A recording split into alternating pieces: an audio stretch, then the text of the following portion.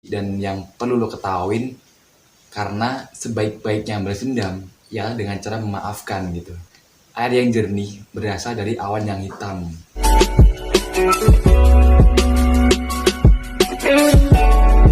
What's up? Yo, kembali lagi bersama gua di channel YouTube gua, Coywan aja ya kan cuy. Nah, welcome back to my channel. Kembali lagi bersama gua, Coywan, di channel YouTube gua yang unfaedah gitu. Nah, ngomong-ngomong, gue udah lama nih nggak buat konten motivasi atau sharing, enjoy, aman, gue berbagi pengetahuan gue yang udah gue dapet ke lo semua gitu. Nah, jadi di konten gue kali ini gue balik lagi dengan konten motivasi yang udah lama nggak gue buat kan. Mungkin kemarin gue kayak sibuk gitu dengan konten horror, dengan konten reaction gitu. Jadi gue sampai lupa untuk ngebuat konten motivasi gitu. Nah, jadi kemarin gue baru baca-baca buku gitu, baru baca buku literasi lah gitu. Gue ngedapet suatu ilmu. Jadi sekarang gue bikin konten ngebagiin ilmu yang udah gue dapet dari buku literasi kemarin yang udah gue baca kan, biar lulus semua pada tahu juga gitu. Jadi di konsep konten gue kali ini gue ngebawain tema balas dendam dengan cara yang elegan gitu. Iya, gue tahu kalau dalam Islam balas dendam gak diperbolehin gitu kan. Ya mungkin meskipun kita semua beda agama gitu kan, tapi pasti dalam satu agama gak diperbolehin dalam balas dendam gitu. Tapi dalam konsep yang gue bawain ini, gue ngebahas soal balas dendam dengan cara yang elegan gitu. Jadi kita nggak ngelanggar suatu ketentuan agama atau nyakitin hati orang lain gitu. Jadi balas dendam dengan cara yang elegan gitu. Ya, gue tahu meskipun gue juga bukan orang baik ataupun bukan bicara yang profesional atau apa gitu, tapi tujuan gue di sini ya gue cuma kayak ngamalin gitu, kayak ngamalin suatu kata-kata yang bagikan meskipun hanya satu ayat gitu. Jadi gue tahu ilmu, gue bagiin ke lu semua gitu. Nah, mending langsung aja, nggak usah lama-lama. Jangan lupa buat like, komen, dan subscribe, dan nyalain tombol lonceng di bawah. Kalau gue upload video baru atau konten baru, lu semua bisa langsung gercep, sikat gitu. Dan gue ingetin jangan lupa buat share ke teman-teman lu juga, biar yang dapat pengetahuan baru, yang dapat ilmu baru itu bukan cuma lu atau gue juga gitu. Jadi teman-teman semua juga tahu ilmu-ilmu baru dari gue gitu. Ya syukur-syukur kalau mau subscribe juga sih gitu. Support buat 1000 subscriber gue gitu, biar gue tambah semangat lagi ngontennya, tambah semangat lagi lah gitu. Ya udah, kita langsung aja gas. Langsung aja masuk ke topik bahasan balas dendam dengan cara yang elegan gitu. Yang pertama, mulailah dengan memiliki mental yang berlimpah dan move on gitu. Jadi dalam dua konsep ini gue akan ngejelasin satu persatu. Apa sih yang dimaksud dengan mental yang berlimpah? Apa yang dimaksud dengan move on gitu. Jadi yang dimaksud dalam memiliki mental yang berlimpah tuh kayak ini. Mungkin lu dari hari kemarin atau dari pengalaman yang udah lu laluin, lu dapet suatu problem yang nyebabin lu down mental gitu. Mental lu jatuh, mental lu patah, atau apakah itu gitu. Ya gue tahu sih setiap problem atau setiap masa dengan seseorang pastilah wajar gitu. Wajar ya, yang gak wajar sih mungkin sering gitu. Setiap problem sama seseorang bakalan nimbulin sikap balas dendam gitu. Jadi kayak problem sama balas dendam tuh berjalan seiringan gitu. Dan mungkin di hari ini atau hari esok lu lebih siapin lagi mental lu gitu. Karena apa? Karena hari kemarin ada pengalaman, hari ini ada yang lu laluin, dan hari esok ada misteri yang harus lu jalanin gitu. Lu kan nggak tahu kalau hari ini ada hal yang lebih besar lagi yang harus lu hadepin, ada misteri lagi yang lebih besar yang harus lu hadepin. Jadi lebih kuat mental lagi dari mental lu yang kemarin gitu.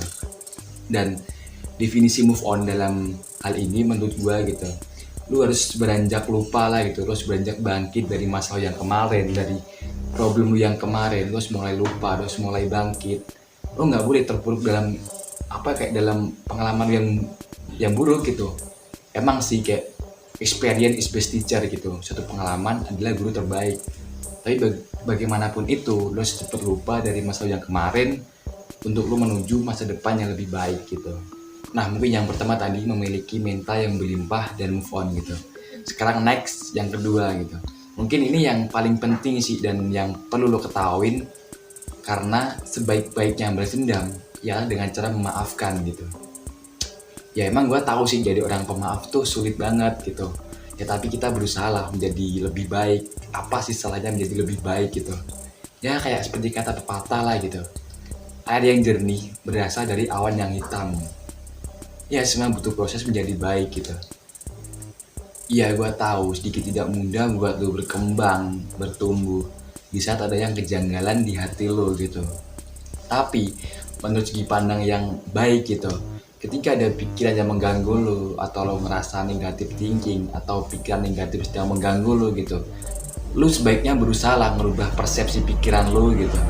Karena apa? Karena yang bikin negatif akan menyapa lo, akan menghampiri lo ketika lo belum bisa mengendalikan sudut pandang yang baik terhadap sesuatu gitu. Ketika lo berpikir netting pada sesuatu, ketika lo berpikir buruk pada sesuatu, itu bakalan kemungkinan besar gitu, berpeluang besar munculnya sikap negatif thinking atau pikiran kotor gitu. Jadi sebisa mungkin lo bakalan harus merubah persepsi pikiran lo ketika lo merasa negatif thinking atau merasa pikiran kotor ngambil pikiran lo gitu. Dan di situ sebaiknya lo kayak merubah persepsi pikiran lo menjadi pikiran lebih baik lagi, lebih positif lagi gitu. Jadi lo nggak mudah netting kepada sesuatu, terhadap sesuatu hal gitu. Itu akan meminimalisir lo kayak mandang orang tuh jelek gitu, mandang sesuatu tuh jelek semuanya gitu. Dan next, amarah. Amarah adalah senjata yang sering dimanfaatin oleh musuh lo buat ngejatuhin lo gitu. Karena apa? Karena dengan amarah lo dapat ngambil sesuatu, lo ngambil keputusan jadi labil gitu. Mungkin gue nggak cuma 1 kali 2 kali sih ngambil keputusan dalam keadaan egois atau labil gitu. Dan kenyataannya gue pasti salah dalam ngambil keputusan tersebut. Ya mungkin nggak pengalaman gue doang sih, mungkin lo yang nonton video gue juga pernah lah kayak ngambil keputusan dalam keadaan marah atau apa gitu. Jadi mungkin setelah gue baca buku ini, setelah gue baca literasi atau setelah ngeliat konten gue gitu, lo jadi berpikir gitu, nggak bakal ngulangin lagi ngambil keputusan dalam keadaan marah gitu. Karena gue pernah gitu ngambil keputusan dalam keadaan marah, dalam keadaan egois, dan gue kehilangan beberapa hal penting dalam hidup gue gitu. Dan lo harus tahu karena apa? Karena menyesal bertempat di belakang, nggak ada di depan gitu. Ya kalau dibilang menyesal ya menyesal sih gitu. Ya jadi semoga dengan dibuatnya konten ini gitu, kita lebih sadar lagi, lebih berpikir dewasa lagi gitu. Next, aura dan hati. Aura yang positif berasal dari hati yang bersih gitu. Dan wajah dapat mencerminkan kehidupan kita. Nah, jadi dalam konsep ini, kalau lu pengen punya pikiran yang positif, aura diri yang positif gitu, ya kan ada kan, mungkin gue pernah lah ngejumpain orang gitu, dia nggak terlalu good looking lah gitu, tapi dia punya aura yang wah banget gitu. Ya mungkin itu disebabkan dari hatinya yang bersih, dari pikirannya yang bersih gitu.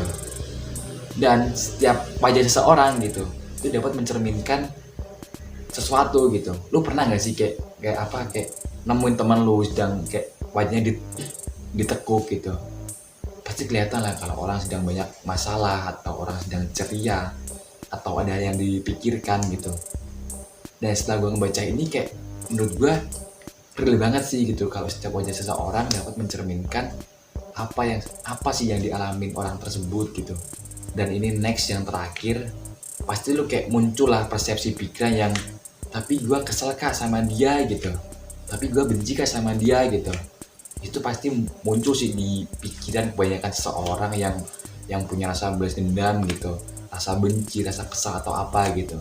Tapi yang harus lu camkan dalam diri lu gitu, ketika lu mikirin dia, ketika lu buang energi lu mikirin dia, lu buang energi lu buat ngebenci dia, apakah dia juga berbalik ngebenci lu gitu, apakah dia juga berbalik mikirin lu gitu.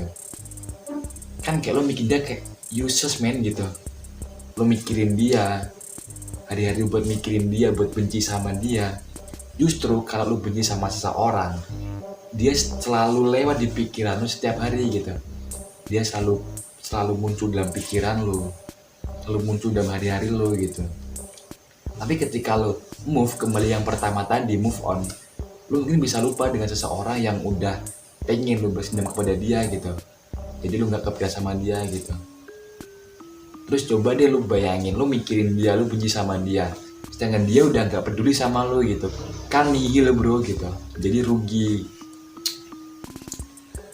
Dan ini yang terakhir, harusnya energi lu fokuskan dalam hal yang ngebuat lu bisa bertumbuh, bisa ngebuat lu jadi pribadi yang lebih baik lagi gitu. Bukan dihabiskan untuk hal yang membuat diri lu lebih terpuruk lagi gitu. Kayak mikirin balas dendam kepada seseorang, belum move on kepada suatu problem gitu. Itu useless bro gitu, itu nggak berguna gitu. Selagi lu bisa ngemanfaatin energi lu buat lu tumbuh, lu lebih baik lagi, kenapa lu buang buat mikirin seseorang yang udah nggak ada di hidup lu gitu.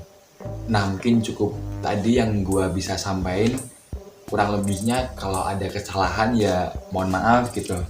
Jangan lupa buat like, komen, subscribe, dan support channel gua terus, dan share ke temen-temen lu juga biar temen lu tambah pengetahuan juga bila ada kurangnya atau kesalahan kata atau kurang jelas gitu. Mohon maaf. Assalamualaikum warahmatullahi wabarakatuh. See you. What's up?